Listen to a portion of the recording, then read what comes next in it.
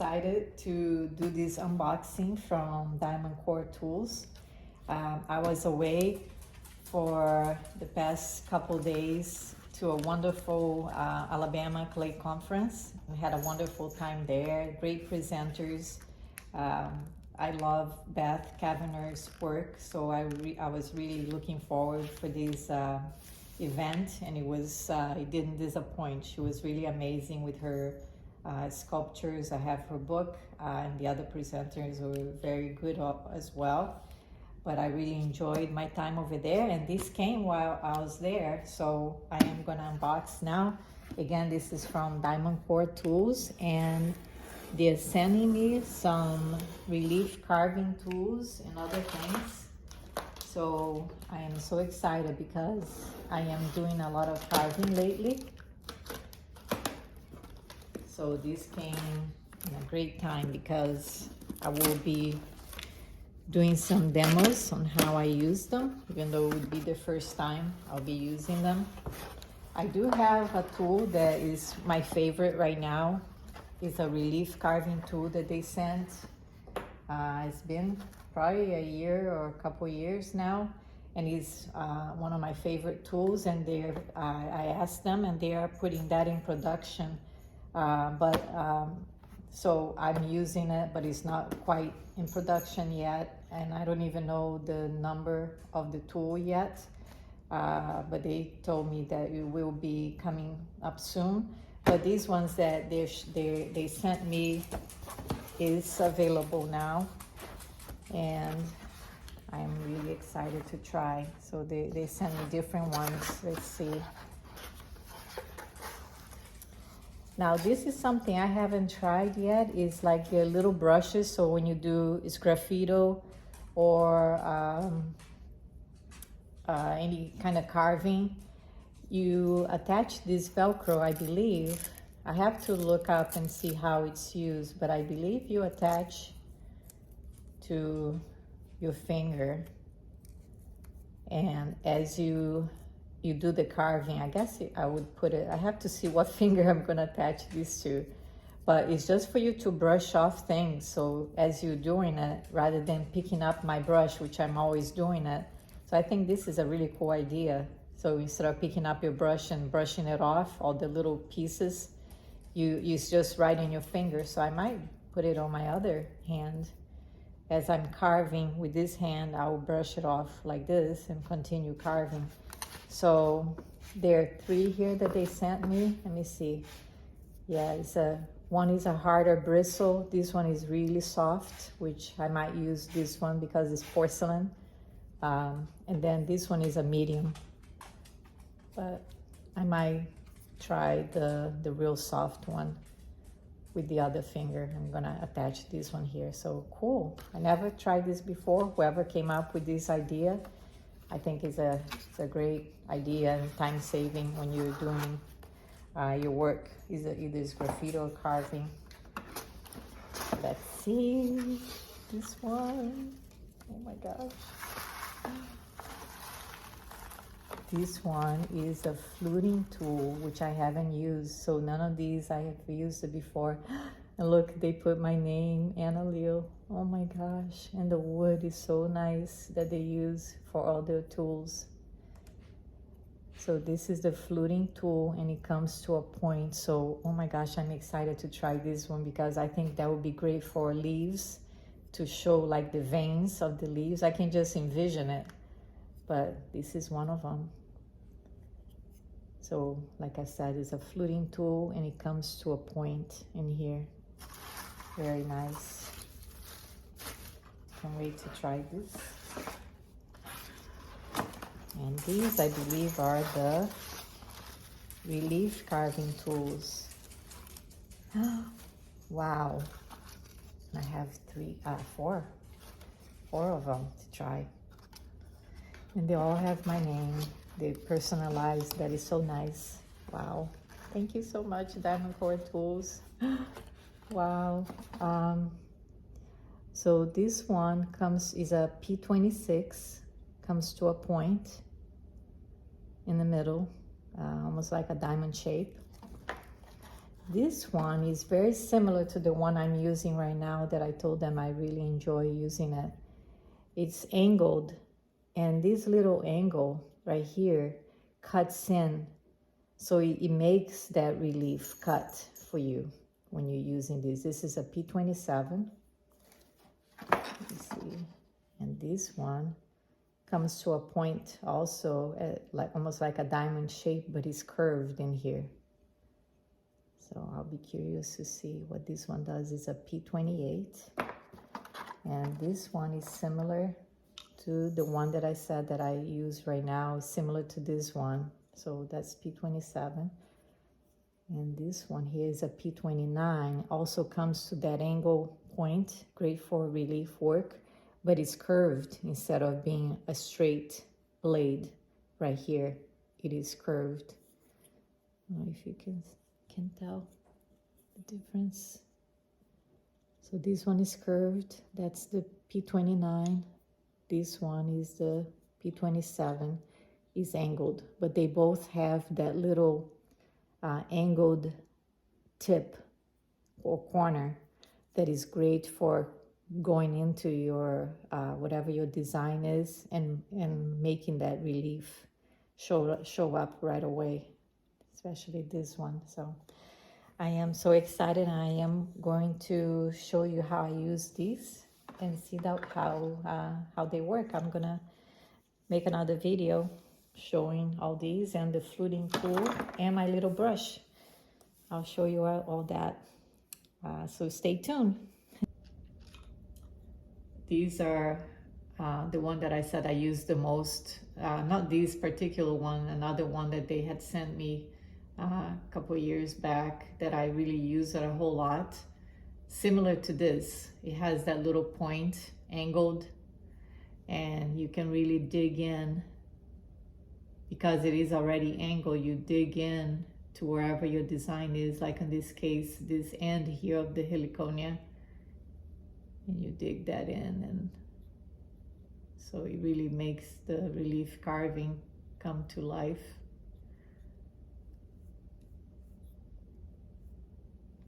And then to go on the other side, you just switch it or turn. And again, I am being very careful here just because I'm not used to these tools yet.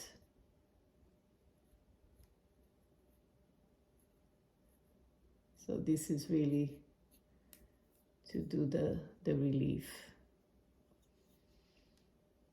Let me see if I can show this one better in here. So you see this leaf is over on top of this one. So I'm adding more definition to that in here.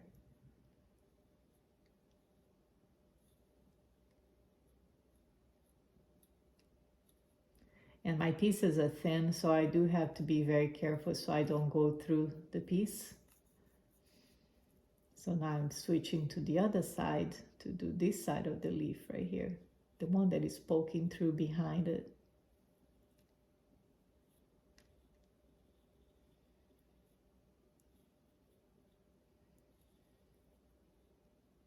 And to me, it's really important to redefine those edges to show better.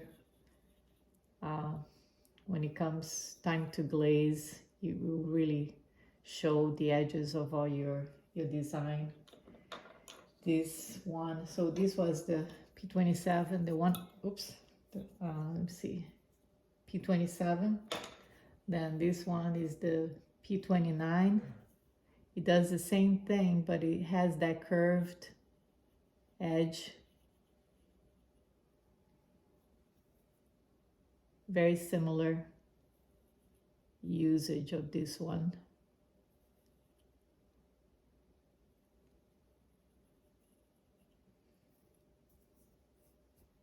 So then I can go on this one. So it's one on top of the other.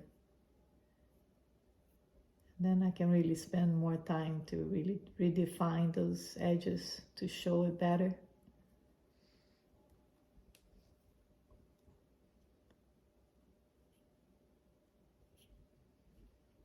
A lot of people ask me if I carve the whole piece. No, you don't have to carve the whole piece when you do the relief carving. The idea is that it digs in on an angle to show your piece, and then you smooth out the rest of the areas, like all these areas that I haven't carved. Then you smooth it out to join those areas. And so it looks like, it gives that illusion that it is carved all around. But you see how this digs in on an angle into your design. So then you smooth it out from this to join the other surface. So of course the ones that are near your design are going to be thinner. The walls are going to be thinner than the rest, because I am not carving throughout the whole jar.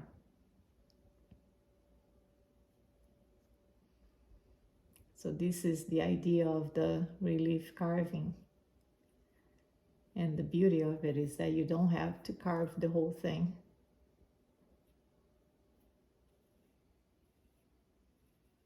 Okay, so this was nice also, the one with the curve, and that was the P29. And then one more. Oops, I keep on dropping this because I'm being so careful using this little brush on my thumb here. I'm not used to it yet. So you can just clean that with the brush on your thumb. I'm pretty sure if I keep on using this, I'm gonna be so used to that, you know, that like right now I'm trying to just go like this and not forgetting that I have this right on my thumb, that I can just wipe it. This is the same thing as the other one with the real fine tip to it. I find it useful for smaller pieces like these, redefining the edges of that, the heliconia. Let me go to this side here.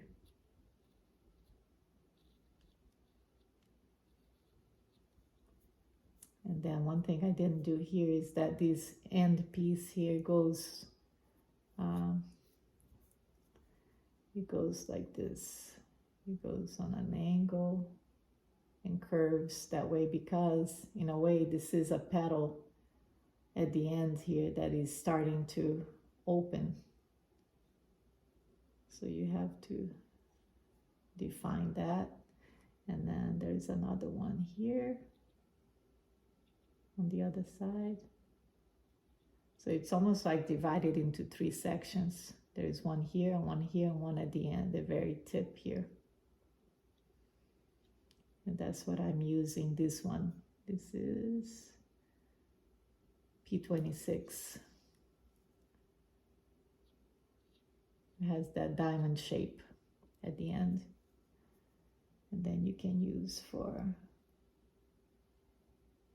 creating some lines.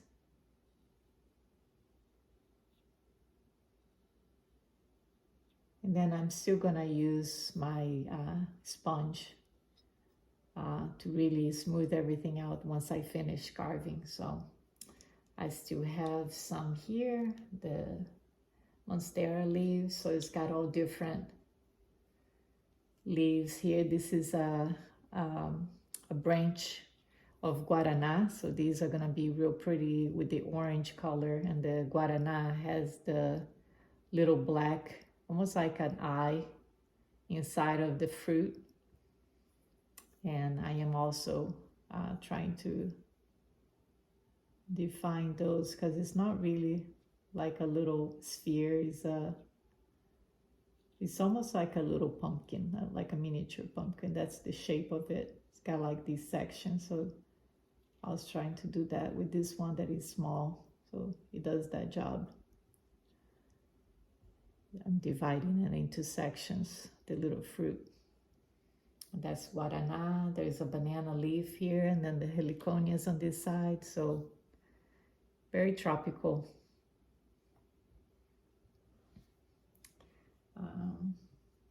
Yeah, those are great. The only one that I haven't tried yet is the fluting tool, which I'll probably do another video later.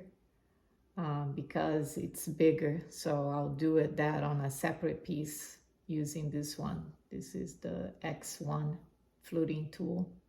So I'm excited to try this one too. Never used that before.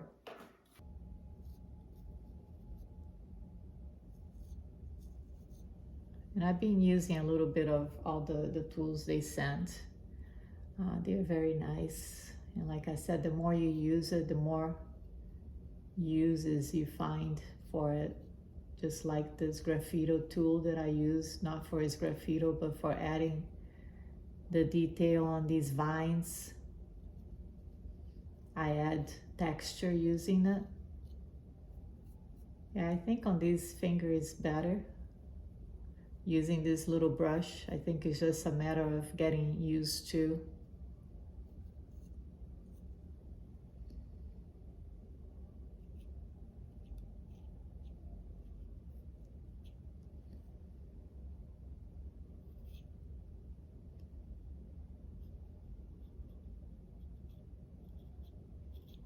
So this piece is almost ready to just dry slowly now. It's a little past the leather hard stage. And I'm gonna work on the lid now. So one of the things I decided to do, just to add a little bit more detail on the feet, I decided to carve using this tool here. This is the P28. I divided it into three sections, so almost to look like a leaf. So I did that on the front side and back. And then once I clean with a sponge, the idea is to make these like curves, even though right now it doesn't look like it's curved the edges, but I can do that using the sponge. So before, the feet just curved right into the piece, and then I decided to make them almost like a separate piece, like if it was a leaf coming out of the pot. That's what I decided to do. On the teapot, I have three legs. On this one, I decided to make 4. So, and then I'm just gonna wipe it with the sponge. I'll show the final piece once it's all cleaned up, sponged and smooth surface, and then it'll be ready to be painted. I'm gonna start using underglazes on it. So that will be a separate video. Thanks for watching, guys. Bye-bye.